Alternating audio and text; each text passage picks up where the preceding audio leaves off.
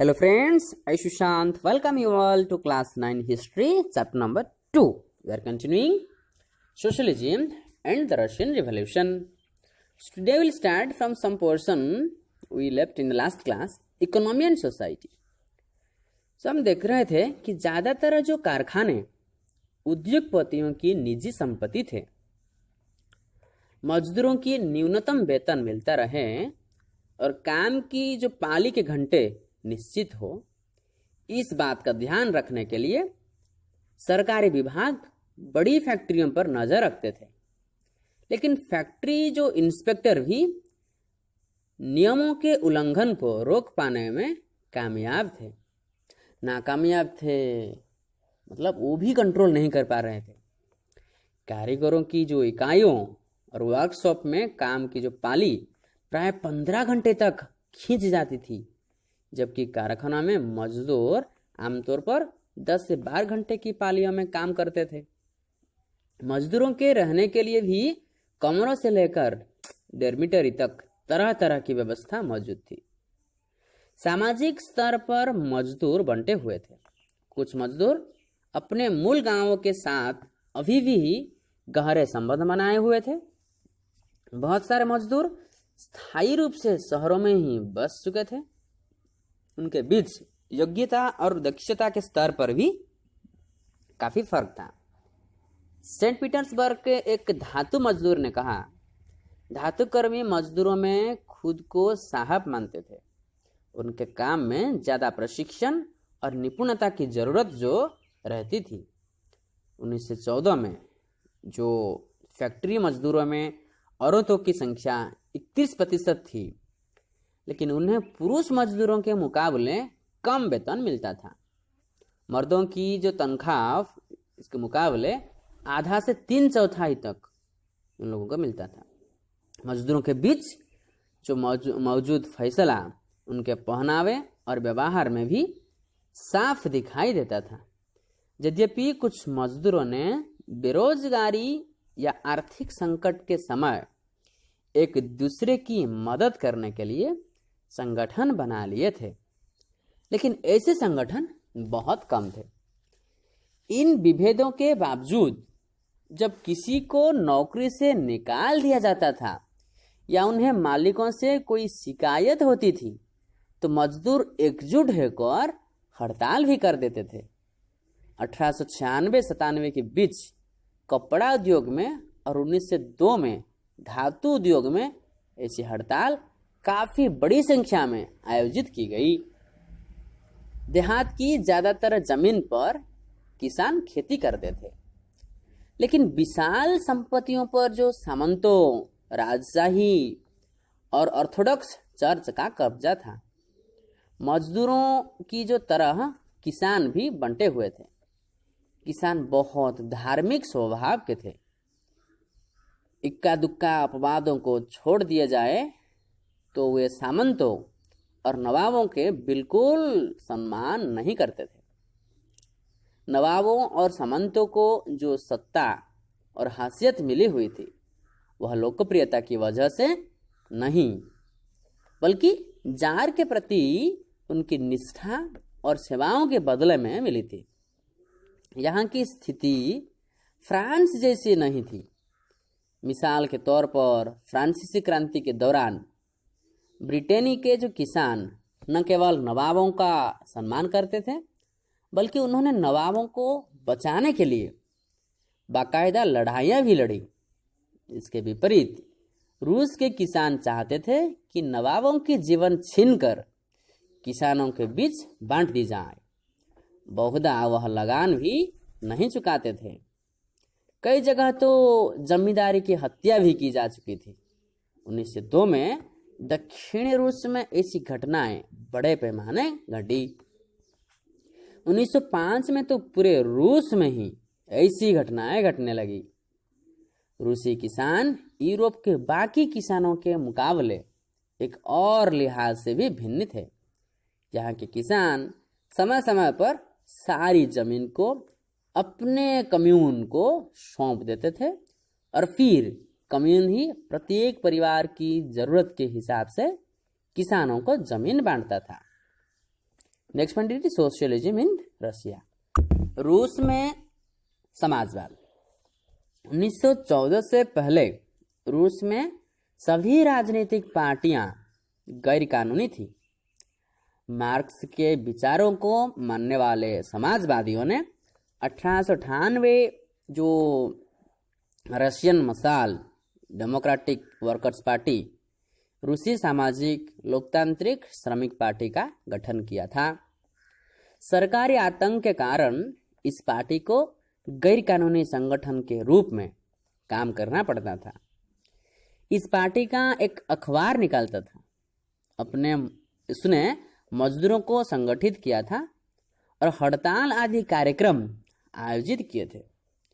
कुछ रूसी समाजवादियों को लगता था कि रूसी किसान जिस तरह समय समय पर जमीन बांटते हैं, उससे पता चलता कि वह स्वाभाविक रूप से समाजवादी भावना वाले लोग हैं।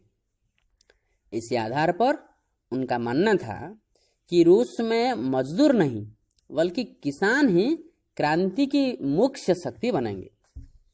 वे क्रांति का नेतृत्व करेंगे और रूस बाकी देशों के मुकाबले ज़्यादा जल्दी समाजवादी देश बन जाएगा। 19वीं सदी के आखिर में रूस के ग्रामीण इलाकों में समाजवादी काफ़ी सक्रिय थे। सन 1900 में उन्होंने सोशलिस्ट रेवोल्यूशनरी पार्टी इसका गठन कर लिया।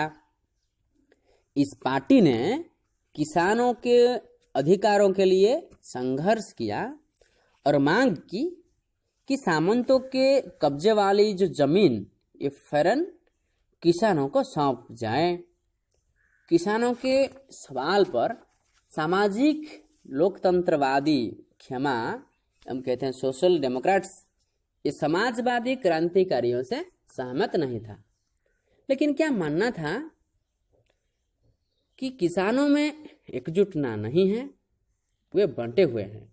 कुछ किसान गरीब थे तो कुछ अमीर, कुछ मजदूरी करते थे तो कुछ पूंजीपति थे जो नौकरों से खेती करवाते थे। इन आपसी विभेदों के चलते वे सभी समाजवादी आंदोलन का हिस्सा नहीं हो सकते थे। सांगठनिक रणनीति के सवाल पर पार्टी में गहरे मतभेद थे। जो व्लादिमीर लेनिन बोल्शेविक खेम के मुखिया सोचते थे कि जार जो राजा ये शासित रूस जैसे दमनकारी समाज में पार्टी अत्यंत अनुशासित होनी चाहिए और अपने सदस्यों की संख्या व स्तर पर उसका पूरा नियंत्रण होना चाहिए। दूसरा खेमा मिन्सेविक जो था यह मानता था कि पार्टी ने सभी को सदस्यता दी जानी चाहिए। Next point it is a turbulent time 1905 का चाहिए 1905 रिवॉल्यूशन, उथल पुथल का समय 1905 की क्रांति। रूस एक निरंकुश राजशाही था। अन्य यूरोपीय शासकों के विपरीत 20वीं सदी के शुरुआत में भी जार राष्ट्रीय संसद के अधीन नहीं था। उदारवादियों ने इस स्थिति को खत्म करने के लिए बड़े पैमाने पर मुहिम चलाई।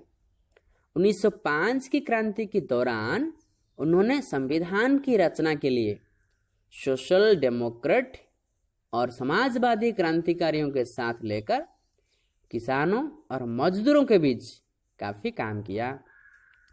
रूसी साम्राज्य के तहत उन्हें राष्ट्रवादियों और इस्लाम के आधुनिकीकरण के समर्थक जो जदीदियों ये सब इसका भी समर्थन मिला। जदीदियों इसका मतलब है मुस्लिम बहुल इलाका। रूसी मजदूरों के लिए 1904 का साल बहुत बुरा रहा।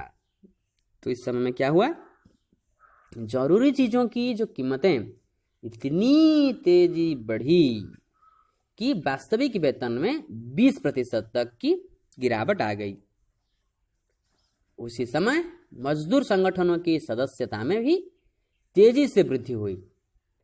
जब 1904 में ही गठित की गई जो असेंबली ऑफ जो रशियन वर्कर्स रूसी श्रमिक सभा के 4 सदस्यों को जो प्यूतिलोव आयरन वर्क्स में उनकी नौकरी से हटा दिया गया।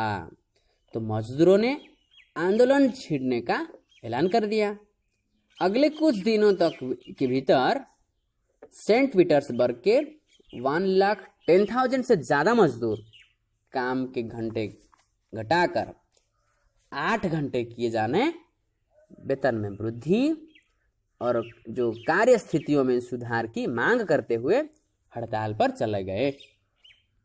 इसी दौरान जब पादरी जो गैपान के नेतृत्व में मजदूरों का एक जुलूस जो विंटर पैलेस था, जार का जो महल, इसके सामने पहुंचा, तो पुलिस और जो कोशेक्स ने मजदूरों पर हमला बोल दिया। इस घटना में 100 से ज़्यादा मजदूर मारे गए और लगभग 300 घायल हुए। इतिहास में इस घटना को खूनी रविवार के नाम से याद किया जाता है, जिसको हम कहते हैं ब्लडी संडे। 1905 की क्रांति की शुरुआत इसी घटना से हुई थी। सारे देश में हड़ताल होने लगी जब नागरिक स्वतंत्रता के अभाव का विरोध करते हुए विद्यार्थी अपनी कक्षाओं का बहिष्कार करने लगे, तो विश्वविद्यालय भी बंद कर दिए गए। वकीलों, डॉक्टरों, इंजीनियरों और अन्य मध्यवर्गीय कामगारों ने संविधान सभा के गठन की मांग करते हुए यूनियन ऑफ यूनियंस इसकी स्थापना कर दी। ये जो 1905 का वाला जो चीज़ वो हम नेक्स्ट क्लास में पढ़ेंगे। आज तक सिर्फ इतना है। Take care of studies. Thank you.